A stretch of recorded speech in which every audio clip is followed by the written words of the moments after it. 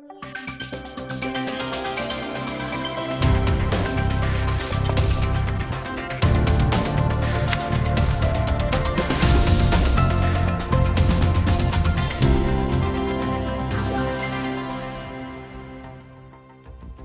بینەرانی عزیز، زانانی ئاینی توێژێکی گرنگ و بنەڕەتین لە ناو کۆمەڵگەدا و دەورێکی سەرەکی دەبینن بۆ ڕێکخستنی شیرازەی کۆمەڵایەتی. بەڵام لە زۆر جاردا وا داوا دەکرێت لە زانانی ئاینی کە ببنە فاکتەرێک یا هۆکارێک بۆ ئاژاوانانەوە. ئێمە لەم بەرنامەیەدا تشک دەخەینە سەر ئەم بابەتە و پرس دەکەین لەبارەی ڕۆڵی شەرع یاخود ئەرچی زانانی ئاینی لە ڕووی شەرعیەوە بەرامبەر بە کۆمەڵگە. ئایا بنیادنانی ئاسایشی نەتەوەیە یاخود ئاژاوە نانەوە؟ بینەرمان بن. دکتۆر بەخێر بیت. زۆر سپاس بۆ دەنابتە. زانانی ئاینی بەگشتی لە ناو کۆمەڵگەکانی ئێمە و لە مێژوشدا وا ناسراون کە وەکو مێزەرەکانیان ئەبێ سپی بن. با من یەکەم پرسیار بەم شێوەیە بکەم، ئایا زانانی ئاینی هیچیان لە ناو کۆمەڵگەیە چییە؟ یانی ئەبێت چ دۆرێک ببینن بەگشتی؟ بەڵێ، بە ناوی خۆی گەورە و میهرەبان، بەڕاستی زانایان پێغەمبەری خوا صلی الله علیه و سەلەم وەسفیانی کردووە وەکو هەورێکی بە سوودوان لە هەر شوێنێکا بن قانزانج دەگەێنن، نابنە مایی ناڕەحەتی و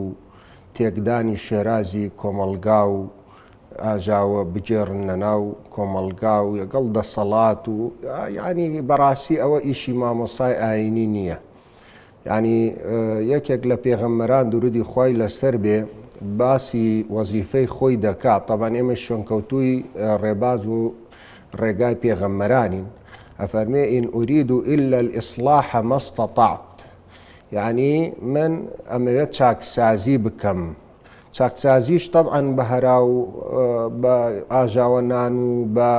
هاندانی مەسەلەن خوێنگەرمان و گەنجان و ئەو شێوازانە ناکرێ بە حەقیقەت.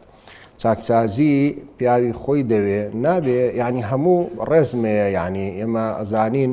لە ئایندایە هەموو کەسێک توانای چاکسازی تێدا نییە. ئەمڕۆ بە حەقیقەت وای لێ هاتووە هەر کەسێک یعنی تۆزێک ئەلم دەخوێنێ و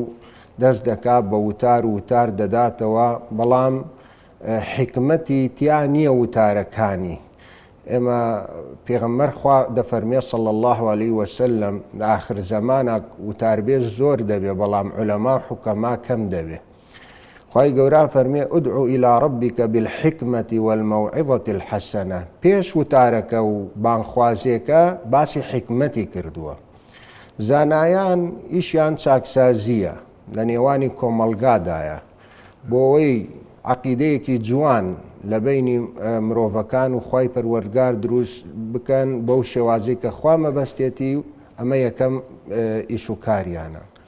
دووەم ئەو عیبادەتەی خوا مەبەستێتی و پێی ڕازیە و پێی خۆشە و لە هەموو ئاینەکان هاتووە، لە ئاینی ئیسلامی خۆمانیش ڕوون کراوەتەوە، ئەوە فێری کۆمەڵگا بکەن. سێەم ئەو ڕەوشت و ئەخلاقە جوانانەی بە حەقیقەت کە ئاین هەموو هێناوێتی و ئاینی ئیسلامی خۆمان تەواوی کردووە فێری کۆمەڵگا بکەن. و پاشان طبعاً هەر کارێکی خێر کەوا خزمەت بە نەتەوەت بە خاکت، بە وڵاتت، بە یعنی دەسەڵاتت بە کۆمەڵگا بکە، ئەوە ئیشی مامۆسای ئاینیە. زۆر باشە مامۆستا، لەم قسەی بەڕێستا شتێک سەرنجی ڕاکێشان باسی پێغەمبەرانت کرد. باڵێ، من وەک خۆم ئێستا کە لەگەڵ قسەکەی بەڕێستا هات خەیاڵم، ئایا پێغەمبەرێک هەیە دژی نەتەوەکەی دژی قەومەکەی ئاژاوی ناوە بێتەوە شەڕی کرد بێت چاچی هەڵگرت بێت؟ باکسەوە دکتۆر، ئێمە چیرۆکێکمانەیە لە قورئان خوا گێڕاوێتەوە کە قەومەکانیان کافریش بوون. بەڵێ بەڵێ، طبعاً چیرۆکێک هەیە لە بینی پێغەمبەری موسا و هارونی برای درودی خوایان لەسەر بێ. پێغەمبەری موسا ویستی بڕوا مەوعیدی هەبوو لە شوێنێکایە وەحی بۆ دابەزێ و ئیتر پەیامەکانی خوای پێ بگا و بۆی بێنێتی بۆ ملەتەکەی. چی لە شوێنی خۆی دانا؟ هارونی برای کە پێغەمبەر بوو. طبعا ئەو کاتە کە پێغەمبەرایەتی بە ئەمری خوایە لەسەر ئەو ملەتە بوو، سامری هەستا فیتنەیەکی نایەوە ئاژاوەیەکی گێڕا لە ناو کۆمەلگای بەنی ئیسرائیل. هەستا مانگایەکی دروست کرد، وتی ئەمە خواتانە، عەقیدەی ئەو ملەتەی گۆڕی، وەرن بیپەرستن، ئەمە لە خوا نێزیکتان نەکاتەوە. پێغەمبەری هارون تەبەن هەستا بە چاکسازی و بەوەی نەسیحەتیانکە بەگوێیان نەکرد، سڵیان لێی ناکرد وەکو پێغەمبەری موسا عەلەیهی سەلام. لەگەڵ ئەوەی شایە لەبەرەوەی شێرازەی کۆمەلگای بەنی ئیسرائیل تێک نەچێ، نەیکردە ئاژاوەیەکی گەورە و بڵێ یاڵا کێیە گەڵمایە و با ئەمانە بکوژین و یعنی ئیلا ئاخری بۆەوەی ئاژاوەکی گەورە نەناتەوە، هەندێک دگانی بە خۆیان گەر کوردەواری ئەڵێ و سەبر و ئارامی کرد هەتاکو و براکەی هاتەوە موسا عەلەیهی سەلام. تەبەن ئەمە لە قورئان گێڕاوەتەوە و پێغەمبەری موسا هات تووڕە بوو لێی، ئەو بوو سەر و ڕیشی ڕاکێشا، فەرمووی یەبنە ئوم لا تأخذ بلحيتي، يعني ڕیشم ڕامەکێشە و تۆ بزانە جاری حکمەتەکەم چی بووە. بێدەنگ بووم لەبەر ئەوەی لیکەی لا تەقولە فەڕەقتە بەینە بەنی ئیسرائیل، بۆی نەڵێی ئاژاوە گێڕا لەناو بەنی ئیسرائیل پەرتەوازە بوون. زان چەند خەتەرە پەرتەوازەیی و ئاژاوە گێڕان بۆ عەقیدەش نەک بۆ عەقیدەیش بۆ شرک، یعنی بزانە کە بگاتە ئەو حەناسە، یعنی کە ئەوان شرکیان کردووە. ئەم جایش بێدەنگی هەڵبژاردووە بۆ ئەوەی شێرازەکە تێک نەچێت، چونکە ئەو ئابێتە دوو زەرەر، یەگەڵ شرکەکە ئەگەر پەرتەوازەیی دروست ببێ، خوێندە ڕژێ، کەسان دەکوژرێ، کۆمەلگا و عائیلە تێک دەچێت، زەرەری زۆر زۆر گەورەتر دروست دەبێت. بە حەقیقەت پێغەمبەران ئیشیان ئەوە نەبووە ئاژاوە بجێڕن. پێغەمبەری خۆمان نمونەیەکێ لە ژیانیایە، حەزی کرد وەکو تەشریع ئەو مەکەی پیرۆزەی کەوا ئێستا ئەیبینین و حجر ئیسماعیلێ دیوارێکی بچووکە لە پاڵی، جاران کەعبە هەتا ئەوێ بوو. زۆر پێی خۆش بوو کەعبە بڕوخێنێ و گەورەی کاتەوە، هەتا بیکاتە شێرازەی جاران وەکو ئەو بنەمایە چۆن بووە لە کاتی ئیبراهیمی کە دروست کراوە درودی خوای لەسەربی ئاوای لێ بکە. بەڵام زانی ئەگەر ئەم کارە بکە ئاژاوە دەچێتە ناو ملەت و قەومی قوڕەیش، مەکە، ئەهلی مەکە. بەدا عایشەی فەرموو وەڵی لەبەر ئەوە نەبێ ئێستا ئاژاوەیەک دوایی دەچێتە نێوانیان، کەعبەم دەڕوخان وام لێ دەکرد، بەڵام واز لەوە دەێنم بەس بۆ ئەوەی شێرازەی کۆمەلگا و موسڵمان و خەڵکی ئەم ناوچە و شوێنە تێک نەچێت و مان بڵێ مامۆستا بمبورە. باش شتێک لەبارەی پێغەمبەر درودی خوای لەسەر ئەڵێن پێغەمبەر خۆی لەگەڵ قەومەکە شەڕی کردو، ئەم قسەی ڕاستە؟ نەخێر، ئەوە طبعاً ئەوەی ژیان نامەی بە دادپەروەری قساکەین و بە زانستی قساکەین. پێغەمبەری خوا صلی الله علیه و سلم لە ژیان نامەیە طبعاً بگرە 10 ساڵ لە مەکە بوو، نە شمشێری هەڵگرت، نە قووەتی بەکارهێنا بەرامبەر بانخوازی و داعوە. طبعاً ئەگەر ئیسلام با بڵێن تەنانەت لە ترسا 3 ساڵی سەرەتای ئیسلام هەر بەنهێنی و بەدزی با بڵێن نایەش کەس بزانێ بەنهێنی خەڵکی بانگ دەکرد بۆ دینسان، بەس بۆی ئەشکەنجە نەدرێن، عەزێت نەدرێن، نەکوژرێن. و وەکو ئازادیەک چۆن ئێستا کۆمەلگا لە کاتی دیموکراتیەت و ئەڵێن ئازادی و ئەو ئازادیە ئیسلام هێناوێتی، بانگەوازی لە کافرەکان کرد، فەرمووی قل یا ئەیوهە الکافرون، ئەمە فەرمانی خوایە لە منیشەوە نییە، نە من عیبادەتی دینی ئێواکەم و نە ئێوە شوێن کەوت و دینی ئەمن، وەرن با ئازادیەک دروستکەین لە نێوانی هەردوو لامانە، لەکم دینکم وەلیە دین، دین خۆتان بۆ خۆتان، دین خۆمان بۆ خۆمان، با ئازاد بین، هەچ کەسێ دینی خۆی هەڵبژێرێ و وەکار بۆ دینی خۆی بکە، کەسمان عەزێتی کەس نەدەین. زۆر باش. مامۆستا لە زۆر جار پێم وایە بە کاریگەربوون بە عەقڵیەتی فەوزەوی یا عەقڵیەتی مارکسیزم کە فەوزەوی و شۆڕژگێرانەیە، موسڵمانەکانی ئێمەش تووشیەوە بن. بەگشتی ئەمە ئەبینم خۆمۆک چاودێرێک. لەبەر ئەوە ئەو مامۆستایانەی کە داوای سڵح و سەلاحەت و پێکەوە ژیان و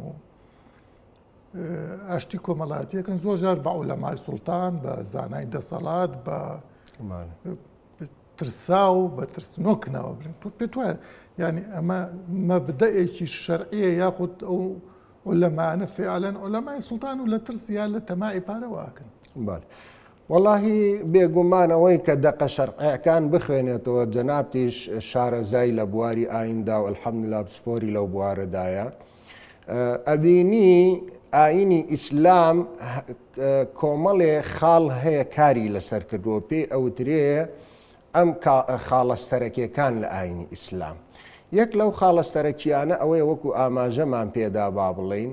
شێرازەی کۆمەلگا و دەسەڵات ئەبێ تێک نەچێ بە حەقیقەت.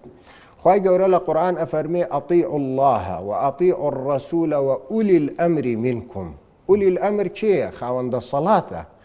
باشە مامۆستا لە ناو ئیماندارەکانەکەوە ئەم خیتابە شمولی دەکا یان نایکە؟ شمولی دەکا. ئەو مامۆستایی کەوا ئەوێ عەقڵ و حیکمەت بەکاربێنێ یەگەڵ دەسەڵات بۆ ئەوەی کە چاکسازی بکا یەگەڵ دەسەڵات، ئەوە بەعەکسەوە تێگەیشتووە لە ئاینەکەی. ئەوە مەبدەئێکە لە مەبدەئەکانی ئاینی ئیسلام. خۆ نابێ ئێمە یەگەڵ دەسەڵاتە هەموو کات ببین بە دوژمن و هێرش بکەینە سەریان. ئەمە هیچ ڕێنمایەکی ئیسلام لەم بوارەدا نیە، نە لە قورئان نە لە سونەت. پێغەمبەر دەفەرمێ صلی الله عليه وسلم، ئەفەرمێ ئەبێ ملکەج بی بۆ سوڵتان و دەسەڵات بۆی شێرازەی کۆمەلگا تێک نەچێ و فیتنە و ئاژا و کوشتار زۆر بێ لە ناو کۆمەلگایە. ئەفەرمێ ئەگەر عەبدێکی حەبەشیش بوو کە تۆ بە دڵت نەبوو، یعنی ئەو کۆمەلگایە چۆن لێ بە عەبدی حەبەشی ڕازی نابوون ببێ بەسەرکردیان. ئەفەرمێ ئەگەر عەبدێکی حەبەشیش بوو ئەبێ ملکەج بی بۆی هەرچەنێ بەدڵتەوە ناخۆشە بۆ لەبەر ئەوەی کەوا زەرەری گەورەتری لەسەر دروست نەبێ. طبعاً کە تۆ شێوازێکت بینی یان ئەگەر کەم و کورتیەکت بینی، ئەم کەم و کورتی ئەوە ناگەینێت تۆ هێرشکەیت و ئاژاوە بجێڕیت و مشکلە بنیتەوە. طبعاً بە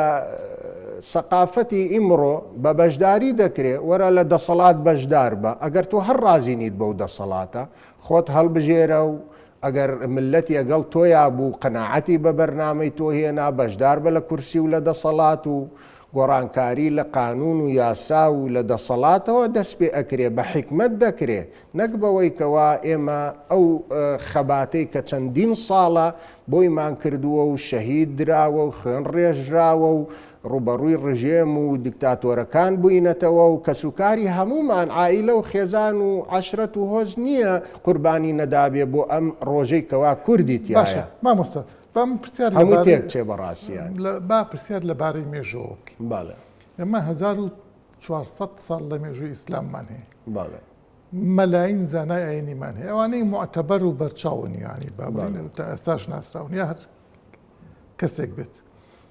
یعنی مووقفی ئەم مەلاین زانا ئاینیە سەدان هەزار زانای ئاینی لە ماوەی 1400 ساڵش دژە دەسەڵات بوون یا لە دەسەڵات ڕازی بوون یا سەبریان گرتو توانە نابێت دژی دەسەڵات بین بۆی ئاژاوە نەنێتەوە. ئەو دوشتە زۆر جاری نەکرێ هەنی لە ناو خەڵکە مەسەن ئەوانەی کە لەگەڵ دەسەڵات یا بێت دەنگ بوون پیان ئەمانە ئێستا پیانە عولەمای سوڵتان. مەسەرەن باسی هەر قسەیەکەڵن سەوری حسێنش ئەزانین کە چۆن بووە. ئەنی پێت وایە زانایان لە دەسەڵات ترساون کە قسان نەکردو یا پیادەی حکمی شەرعیان کردو بۆیە هەر مصلح بوونانی لەو بارەوە. وەڵا بێگومان ئەوان بە شەرعیان زانیوە مەسلحەت و مەفسەدەیان لە یەک داوەتەوە، زانیویانە ئەگەر بێت و ڕوبەڕووی سوڵتان و دەسەڵات و ئەوە ببنەوە وەکو ئاماژەمان پێدا پێشتر زەرەری گەورەتر و زۆرتری لێ دروست دەبێت. لەبەر خاتر ئەو زەرەرە دروست نەبێ بە حەقیقەت بە شەرعیان زانیوە کە هاتوون یان یەگەڵ کاریان کردووە یەگەڵ سوڵتان و دەسەڵاتە یان بەلای کەمەوە ئەگەر هەر ڕازی نەبوو بێتن منعەزیل بوونە یانی با بڵین و دەیان و سەتەها یەگەڵ کۆمەلگا ئیشیان کردووە. تێکەڵاوی مەسەڵەن دەسەڵات نەبوونە چاکسازی بانخوازی خۆیان کردووە، دەرزی خۆیان داوەتەوە، ئامۆژگاری خەڵکیان کردووە. چونکە خوای پەروەردگارە فەرمیێ وما علی الرەسوول ئیلا البەلاغ. ئێمە زانایان ئەوەمان لەسرە بە خەڵکی ڕابگەێنین کەوا ڕێڕاست و چاکەکە لەکوێیە و چاکسادی لە چ بوارێکدا دەکرێت. بەڵام ئەوەی توانای زیاتری بەسرە بە حەقیقەت وە تێدا هەیە ئەتوانێ بەشداری بکە یەگەڵ دەسەڵات و کورسیە. پێغەمبەری یوسف عەلەیهی السەلام یەگەڵ دەسەڵاتێکا کاری کرد کە مولحید بوون، مشریک بوون، ئیمانیان هەر بەخوا نەبوو، چوو بەشداری کرد و وە چاکسازی کرد و سوڵتە و دەسەڵاتشی وەرگرد و و پێی نەگوترا ئەمە مەسەلەن پێغەمبەری سوڵتانە حاشا لەو با بڵێ نەخێر چونکە بەڕاستی ئەو نیەتەکەی وابووە فعلەن چاکسازیشی کرد لەو بوارەدایە فئێمە ئەوەی تەعاملی ئیمڕۆ یەگەڵا دەکەین هەمووی لە کەسی خۆمانە یعنی نەکافرە بڵێن یعنی وەکو مەبدەیەکی ئیسلامی یعنی لە چ حاڵەتێکە ئەتوانی دژی دەسەڵات ڕاوەستیکەواتە لەم پرسیارەی بەڕێزت کە کافر بێت؟ بەڵێ نەک کافر بێ ئیبن تەیمیە قسەیەکی هەیە ئەڵێ ئەگەر دەسەڵاتێک دادپەروەر بێ ئەگەر موسڵمانیش نەبێ با بڵێن هەر خوای گەورە حکم و دەسەڵاتی ئێڵێتەوە درێژی دەکا وەک لە کەسێک کە موسڵمان بێ بەڵام ستەمکار بێ بە حەقیقەت ئەو ستەمەش وەکو عەفومکە بۆی پەیامەکە جوان بگەین ئەو ستەمەش ستەمێک با بڵێن یعنی بگاتە ڕادەیەک یعنی متفق بێ هەموو کۆمەلگا و زانایان یەکدەنگ بن نەک بەس لایەنێکی سیاسی معەیەن کە دەستی دەرەکی دەرەوە با بڵێن بەرنامەیان بۆ داڕێژرا بۆی ئاژاوە لە خاک و لە وڵات و لەو شوێنە بنەنەوە بە حەقیقەت ئێمە ئازانی ملەتی کورد دژمنمان زۆرە ناحەزمان زۆرە باسی کوردستان خۆمان بە تایبەتی دەکەین بە حەقیقەت ئەو دەسە دەرەکیانەکەوا کار لە دژی ئێمە دەکەن با بڵێن نابێ وا بکەین کە هەموو فڕەدەینە سەر دەسەڵاتی خۆمان و ئێمە لە باتی ئەوەی کار بکەین بۆ دژی ئەو دەسانە و ئەم کێشانە هەموو چارەسەر بکەین ببینە یارمەتی دەرێ بۆ ڕوخانی ئەو ئەمن و ئاسایش و ئەو دەسەڵاتێکەوە لە کوردستانی خۆمان مامەستا من بە ئەم پرسیارە بەم شوەیە بکەم ئەگەر دەسەڵات مسلمان بێ بەڵام ستەمکار بێ مووقفی ئەهلی عیلم چییە بێ لەم حاڵەتە طبعاً نابێ یەکسەر ڕوبەڕووی یەکەم هەنگاو ئەبێ وەکو با بڵێن نەسیحەت و ئامۆژگاری بکرێن ئەمە یەک دووەم ڕوبەڕووبوونەوەکەی ئیمڕۆ ئاژاوە نییە وەکو باسمان کرد ڕوبەڕووبوونەوەکەی ئیمڕۆ جاران چووکە ڕوبەڕووبوو بۆ مەسەن چەکیان هەڵدەگرد و ئینقیلابیان دەکرد و شەڕیان دەکرد لەگەڵ سوڵتان چونکە بۆ دەسەڵات پێگەیاندن ئیلا بێ بە قووەت بووایە نەخێر وەکو باسم کردیانی ئیمڕۆ بۆ گەیاندن بە دەسەڵات پێویست بەوە ناکە پێویست بەوە بەشداری پرۆسەی سیاسی بی دەنگ بهێنی کە دەنگەتی هێنا تۆ ڕێژەیەکی زۆرتی هێنا بە کورسی و بە با بڵێن پەرلەمان بەشداریت کرد ئەو کاتە حکومەت و دەسەڵاتەکوێتە ژێر دەستی من مەبەستم ئەمەیە باڵێ حکومەت انتخابات نییە و هیچ نییە هەر خۆیت دەسەڵاتە و مەلەچێ هەرچیەکە باڵێ حکومەتەکەش ستەمکارە بە معنای ستەمکارانی بڵێن حەقی خەڵکە خوا و کۆمەڵەکشت بەڵام مسلمانە لەو کاتیان مووقفی ئەهلی عیلم چییە بێلی خروجە نەخێر یعنی ئێمە بە حەقیقەت ئەو ستەمایی کەوا جەنابەت باسیەکەی ئیمڕۆ ئێمە ستەم یەک جۆرێک نییە طبعاً با بڵێن ستەمی ئەوە ئەگەر سوڵتانێک ستەمەکەی گەیشتە ئەوەی 100% ئیعلانی ئەوەی کرد دژی بە موسڵمان ئیش بکا و کار بکە کافر بێ و کاتە ئاخە کافرێکی محارب بێ یعنی بڵێ کاکەیتر ناڵم ئەم کۆمەلگایە بۆ ئیسلام ئیشکا بابن وەکو ئەتا تورک مەسەلەن بابن چۆن وتی کاکە نابێ ئیتر نەحیجاب مەمنوع فڵان مەمنوع یعنی ئازادی لە ملت سەنەوە بۆەوەی کە موسڵمان بێ بۆ خۆی ممارەسەی ئاینی خۆی بکاوکە ئەو کاتە تۆ بۆت هەیە ئاین ڕێگای داوە ڕوبەڕووی دەسەڵات و سوڵتان بیتەوە ئەمما ستەمێکی جوزئی یعنی پێغەمبەر ساسم ئەوە بەڵگە لەسەر ئەم قسەی من ئەفەرمی ئەگەر ستەمێکی کرد سوڵتان مەسەلەن گرتی سجنتی کرد با هەنێکشی لێتدا لێوە ئین ضەرەبەکە على ظەهریکە یعنی دای لێت با بڵێ ئەو زەرەرە بچووکە تەحمل بکە لەبەر ئەوەی ئاژاوەیەکی گەورەتر ڕوو نەدا بۆ ئەوەی شێرازەی کۆمەلگا تێک نەچێ با بڵێ ئەمە ئەبێ هەموو فقهی مەصالح و مەفاسد ئەبێ عولەما زانایان فتوا لەسەری بدە ئێستا نەگەیشتونەتە ئەو ڕادەیەی کەوا هەندێک کەس ئەبینین لە ساحە و لە کۆمەلگا هانی کۆمەلگای مسلمان دەدەن بەوەی کەوا ڕوبەڕووی بە حەقیقەت دەسەڵات و کورسی ببنەوە بە شێوازێک یعنی زەرەری گەورە دروست دەکەن مامۆستا باسی ئەتاتورکت کرد فەرمووت ئەتاتورک بەم شێوەیە بوو باڵێ بەس لەگەڵەوەش عولەما مەسەلەن پیاوێکی گەورەی وەکو سعیدی نورسی هیچ مقابلەی ناکە یا مواجهەی ناکە بەڵکو خەریکی ئیسلاح بێ ئیسلاح ئیشی ئێمە ئەو مقصر بووە لەوە نەک مقصر بووە طبعاً ئێمە ناتوانین فتوا بۆ وڵاتێکی تر بدەین ئەڵێن عەقیدەی ئەگەر بیر و باوەڕی چونکە تۆ منعی کرد ئەگە بگاتە بواری منع چونکە ئێمە بۆی دەقەکان هەمووی بەڕاستی منع نەکردووە بزانم بەس یعنی بانگی کردو بە عەرەبی ئەوەی کەوا منعی کردووە ممارەسەی مەسەلەن حیجاب بووە ئەوەی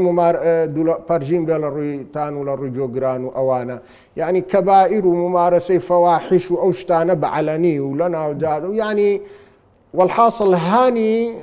دژ بە ئیسلامی داوە با بڵێن و ڕێگیری کردووە لە ممارەسەی بانخوازی و دەعوە و یعنی مامۆسا بە جوانی کارکە بۆ دینی ئیسلام ئەوە لەو کاتە پێغەمبەران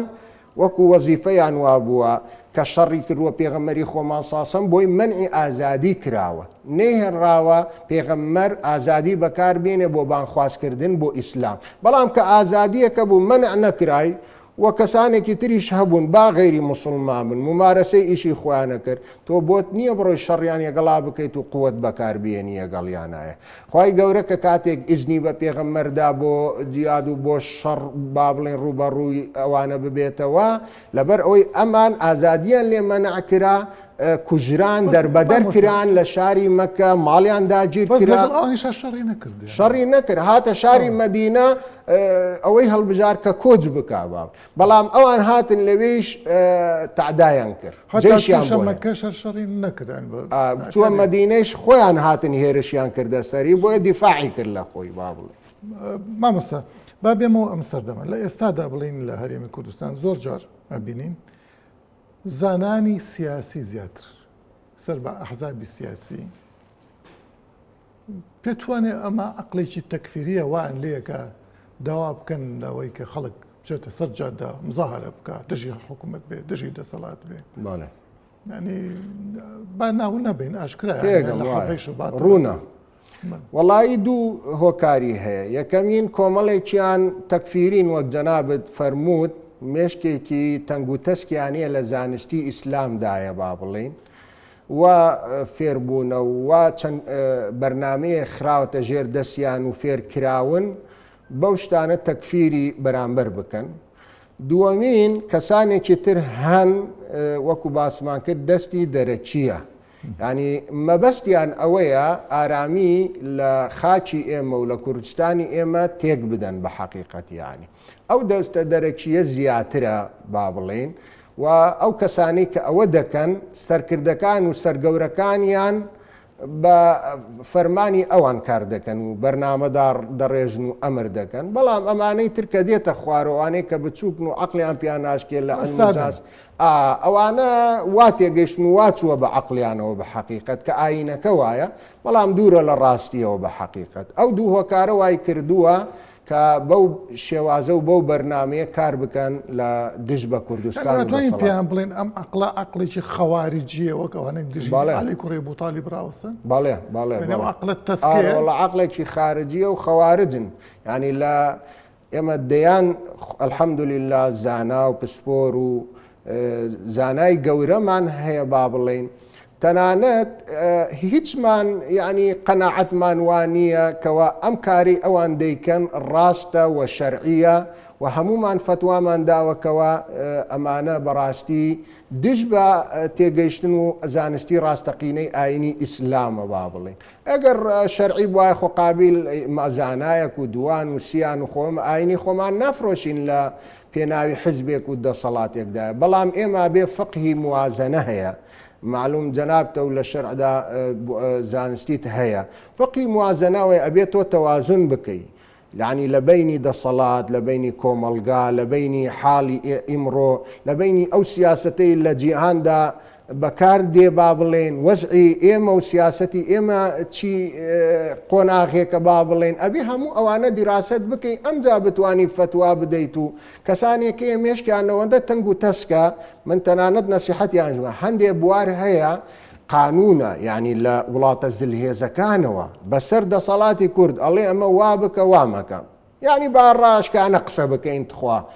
هەندێک شوێنەیە کە ڕێگە پێدراوە لە کوردستانە لە خاکی کوردستانە مەسەلەن باب ڕاستەوەکو ئاین ئێمە ئەوەی ئاین تیایی نییە مەسەلەن شوێنی مەشروب خواردنەوەیە هەندێک شوێنی مەسەلەن ئەوەی پیا و ئافرەت تێکەڵاو دەبێ و ئەوە دەکا بابڵێ بەڵام ئەم کارە خۆ دەسەڵات کوردی دای نەناوە مەسەلەن با بڵێن پێی خۆش بێ و بە ئارەزوی خۆی دای ئەمە لە هەموو عالەمایە دەسەڵاتی زلێزەکان لێبێ ئازادی هەبێت تەنانەت لە سعودیش فەرزیان کردووە بەسەریانە کە ئیتر ئەو پەڕێتی با بڵێن فەرزیان کردووە و دەسەڵاتی خۆیانی تیان نییە کەسێک دێ لەسەر ئەم بابەتانە تەکفیر دەکا و دەسەڵاتی کوردی و ئەم دوو مەسەلەن دەسەڵاتە سەرەکیە بە کافر دەزانی ئەمانە تێنەگەیشتنە نەخوێندنەوەیە بۆ یعنی قانونی ئەو قانونەی کەوا چێ حکمەکە ئیمڕۆ لە ساحەیە و لە عالەما و چی ئەبێ ببێ و چی لە دەسەڵاتی خۆمانە و چی لە دەسەڵات خۆمان نییە ئەمانە نایزانن ئەم جۆرە شتانە بەحەق زۆر سپاس بەڕێز زۆر سپاس بۆ جەنابتە بینەرانی بەڕێز بەم شێوەیە هاتیە کۆتایی ئەم ئەڵقەیە تا ئەڵقەیەشی تر و میوانێکی ترخواتان لەگەڵ